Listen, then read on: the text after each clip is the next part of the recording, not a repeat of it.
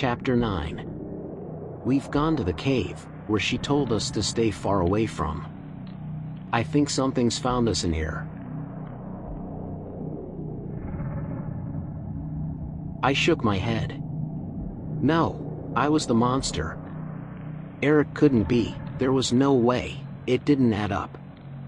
He was too kind. Too selfless. He was my little brother. Please, Matthew. I winced, my mother's voice nearly as shrill as the shrieks erupting from within the cave. My wrist was still in agony, and my head still swam with old, unbidden memories. Grandma's needle of medicine. Her calm voice telling me to recite the words. Wait, what words? Why? Focus, damn it. You're not the monster, I told Eric through gritted teeth. I am.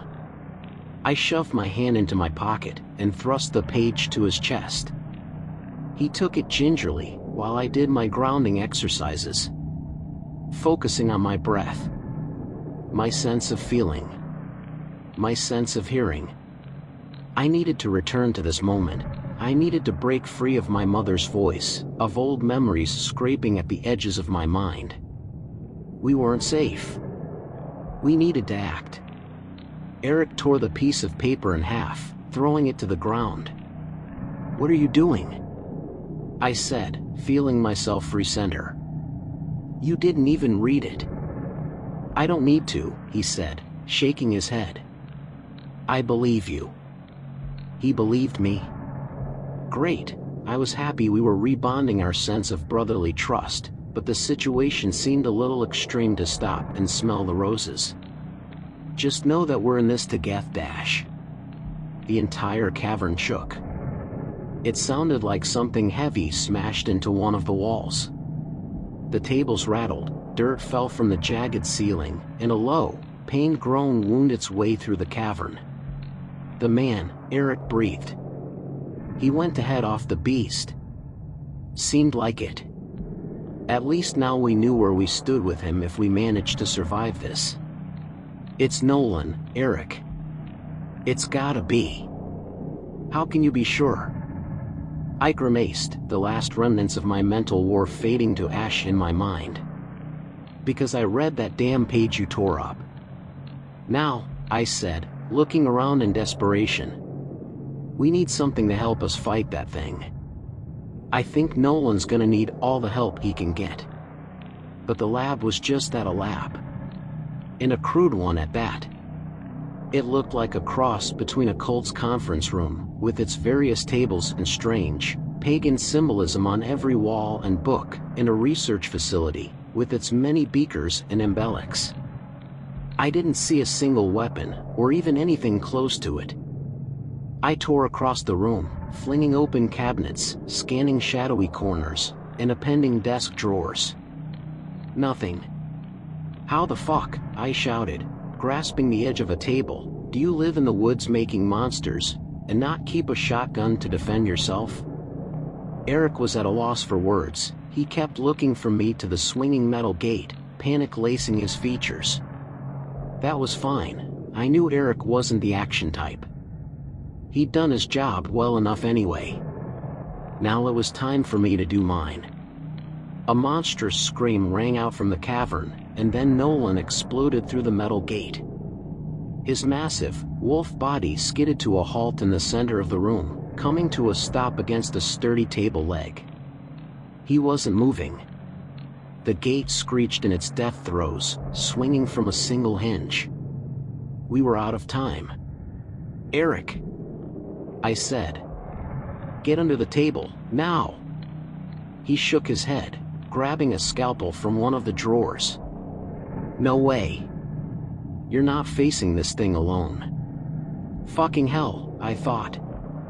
What was it with younger brothers and always needing to prove how grown up they were? How mature? I spat, really wishing I hadn't quit smoking.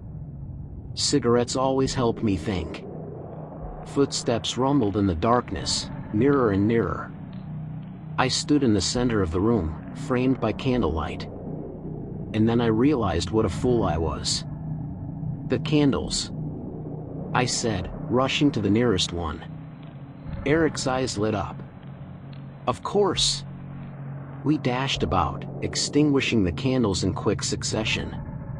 When we'd finished, we both tucked ourselves beneath a table, waiting silently for the beast to enter. Each of its footsteps was like a small earthquake, deep and full. The creature's weight echoed throughout the cave, and then I heard the sound of groaning metal, followed by what sounded like bolts being torn from their anchorage. The table beside us burst into splinters, followed by a deafening clang as the steel gate crashed against the cavern wall. I clapped a hand to Eric's mouth, making sure he didn't utter a word. The truth was, I didn't remember a thing about the beast, only that it had come for us the night we'd seen the man, 12 years ago. I didn't know what it looked like, what its capabilities were. I just prayed it couldn't smell us. Another set of footfalls rumbled. Slow. Powerful. Heavy.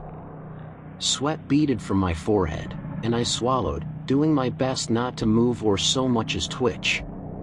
Being so deep underground, there was no adjusting our eyes to the darkness. I couldn't see a damn thing. Only hear it. The beast's massive, huffing breaths. Its low growls. I could hear it in the room now, stalking among the tables. Searching. Our only option was to wait. Maybe we could slip by while it looked for us. Make for the exit. Tum. Tum. Each footfall caused our table to rattle, and all of those around us. Not far from us a beaker crashed to the floor. Then, my entire body froze. Still so frightened, boys? The beast said, its voice raspy, unnatural. I'd have thought you'd feel nice and confident after your last performance. The table next to us, where the beaker had fallen, exploded, its wood fragments raining down atop our own with sharp thuds. I slammed my eyes shut, waiting for death. But it never came. Instead, the creature's great footsteps moved toward the other end of the lab. Still speaking. Why could it speak, but not Nolan? A question better suited for Eric, but now wasn't the time. I have to say, Maddie, the beast said, making my heart skip a beat, that I'm impressed. I never thought you had it in you. Its voice gleamed with malice. I felt Eric shift beside me, and I knew he was as confused as I was. Had the beast seen me murder Jake? It didn't matter, we weren't having a conversation. We needed to get out of here. Now that the monster was on the other side of the room, I nudged Eric and began quietly slinking out from beneath the table. He followed my lead. When you brought the rock down on my head, I was surprised. I froze, my body halfway out from beneath the table. Had he just said. But then you brought it down again. And again. You bashed my fucking brains to mush, the beast chuckled, its laugh inhuman, horrible. I actually thought you might have killed me. This wasn't possible. Jake was dead. His damn eyeballs weren't even in their sockets by the time I'd finished. I let out an exhale, as calmly as I could, and then pulled myself from the table and rose to my feet in the pitch blackness. Next to me, I faintly heard Eric doing the same. Keep monologuing, you asshole, I thought. Your loud-ass fuck voice makes great cover. Another snap of wood rang out, followed by the sound of splinters falling to the cavern floor. He was destroying every table in the room. And you, Eric, Jake said, causing Eric to pause next to me.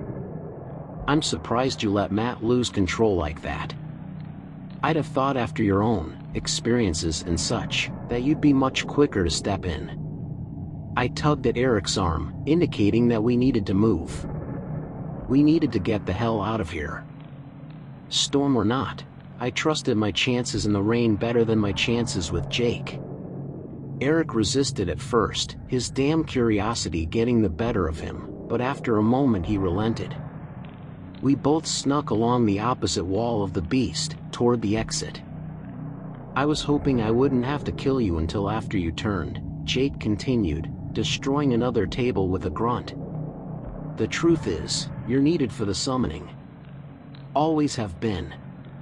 Keep moving, damn it. I gently pushed Eric along. But I think I can make do with a stray hiker. Maybe an old friend from town. Hell, maybe your dear father. He's likely to put up a fight, but turning him would be satisfying. Lord knows the jackass deserves it. A little further. I could feel the wall curving toward the exit passage, where the detached gate would be waiting for us. Nearly there. Something smashed against the wall beside us. A chair? Footsteps thundered, then silenced. I fell on my ass, ears ringing as something jumped in front of us as he jumped in front of us. Jake let out a howling, shriek of a laugh. Oh, boys, boys, boys. You actually thought I didn't know exactly where you were this whole time? His voice turned guttural, menacing. How do you think I found my way through the damn cave now? A hand, 5 times larger than Nolan's, picked me up and I felt matted and rough fur scratching at my skin. Maddie, I always figured you were a lost cause, but after that last display? Murdering your own uncle?